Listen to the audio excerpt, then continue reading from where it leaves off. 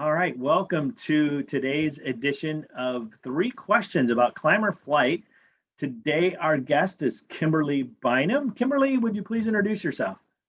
Hi, I'm Kimberly Bynum. I am originally from Washington State and now I'm living in Florida.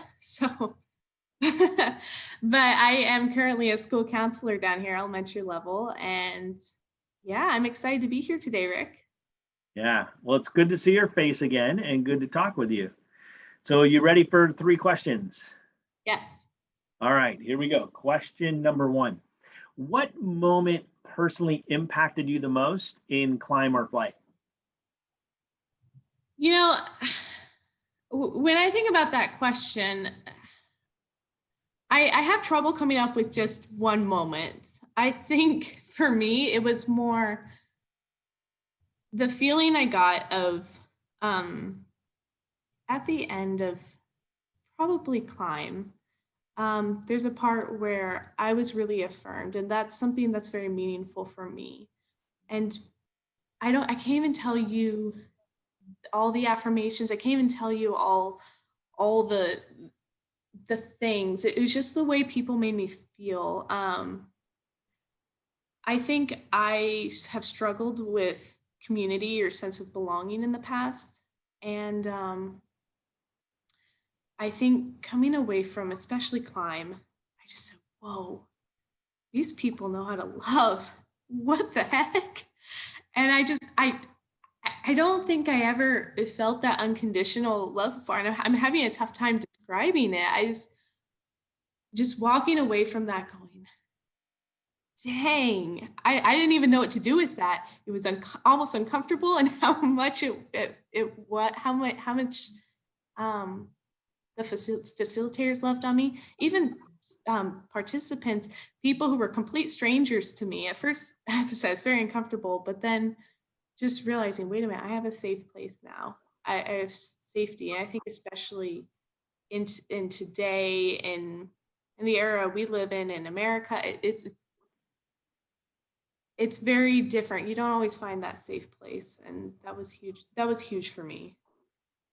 Yeah, wow. Yeah, nice. Nice to hear. Yeah, unconditional love is not so easily found. Um, yeah, in places. Judgment abounds everywhere. Unconditional love, not so much. Just kidding. All right, question number two. What has been the most supportive or helpful thing that you learned from climb or flight? um going hmm, going into climb, I know flight was huge, and flight was very meaningful for me, and it's very important. Climb was the thing where I learned the most about myself, I think.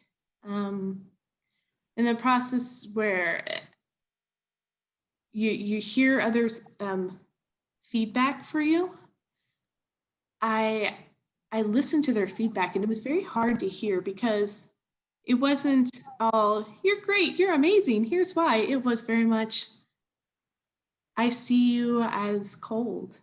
I see, someone called me an ice princess, which, or ice queen. And to me, that was, I know that wasn't me. I know that's, I,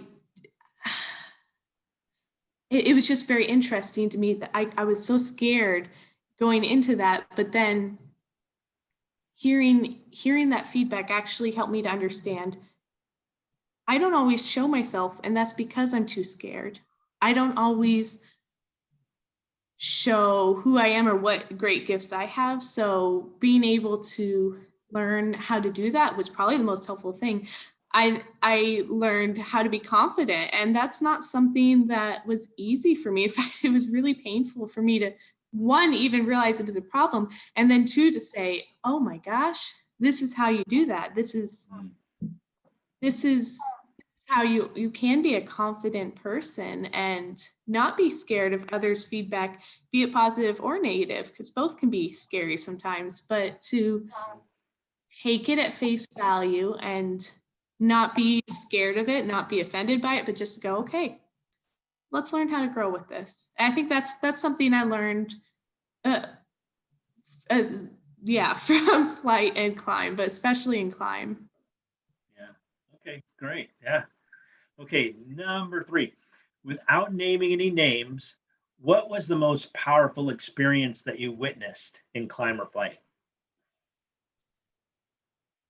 Um, there was a process um I got to be a part of as as coming back and helping facilitate, but I got to be a participant in this process. It was all about shame, and um I didn't know much about it at the time. I'd heard the word, I understood the basic concept.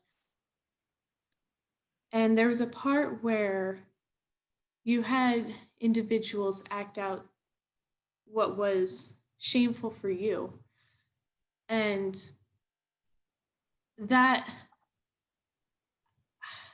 I think back to that, and I remember one I've watched people act out this moment where um the person who was supposed to be me, because I didn't play myself, but the person who was supposed to be me, I was watching them just be so small and just hiding themselves, and then just seeing myself and going, yep, that's me.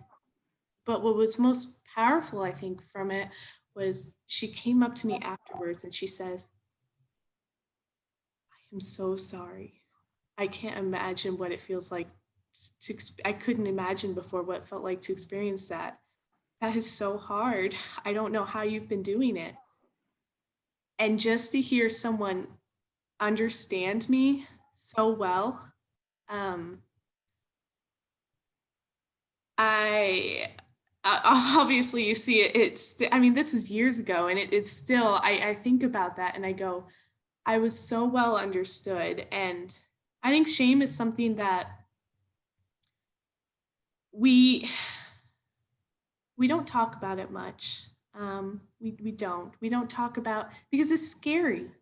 It's incredibly scary. It's such a big, scary thing. It's a thing we don't want to tell anybody. We don't want anybody to know. We don't want why that is. I'm still not quite sure. I know there's a lot of research, so you'd have to do that. But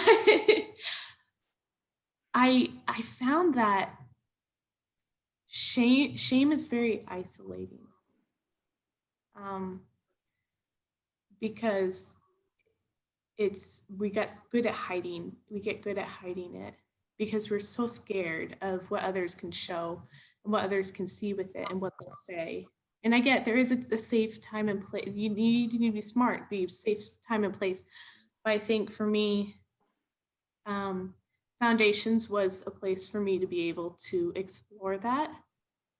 And don't get me wrong, I was scared to do it, but being able to experience that with somebody else, shame became a point of connectivity. It became a point of sharing. And it wasn't, I walked away from that just feeling so light, so free. And I can't describe that anymore. It was just, it was a beautiful experience. And I think that was very impactful to be able to see that. Yeah, yeah. Thanks for sharing. Yeah, because I'm hearing you. You talk about shame. I'm hearing you say I shared shame stuff, and I was understood. I was connected. I was unconditionally loved, and it's like that doesn't happen. That's not what we're thinking will happen if we were to talk about our shame. It's like the opposite. We think we'd be judged and shunned, and but no, it creates a whole different dynamic. And I've been a part of it for so long, and it's still amazing, Kimberly. Still a mystery as well. And I think that's okay. Yeah, yeah, I right. think it lets us see be being open to a new experience, to be able to see someone else's shame or our own shame. um I think maybe because there's still some mystery to it, because each person's story is so incredibly different. Yes, you Yeah, hear similar things, but every person is so different, and being able to understand someone else's shame helps you understand your own and what to do with it. And that's huge. Cool. All right. Well, thanks for sharing. Hey, is there anything else you wanted to add? I think a common theme you might have heard throughout all of this is scary. And maybe that's my thing. I don't know. If it comes to foundations in general, I'm still a big advocate of it, even though it was years and years ago. And I think it's a gift. And if you know of people who are trying to do that, here's my little pitch for it. If you know of people who want to do it or are thinking of doing it and it's scary, I'll tell you, it's so worth it. So I'll leave it at that. All right. Well, thanks for the nice pitch, Kimberly. And thank you also for sharing your experience today. Yeah, All absolutely. right. All right. Take care. Hi, Rick.